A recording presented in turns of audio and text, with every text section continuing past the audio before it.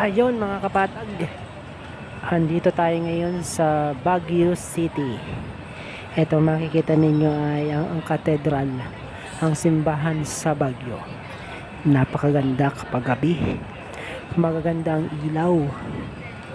Ayan, so malamig, hindi pwede ang hindi naka-jacket dahil sa sobrang lamig mangangatog ang inyong baba.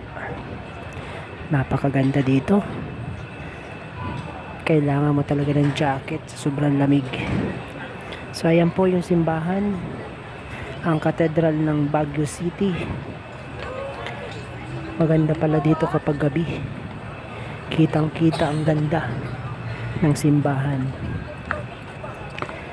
Ayan, gabi lang po kami nakakapasyal dahil kapag umaga po ay ako'y nasa farm.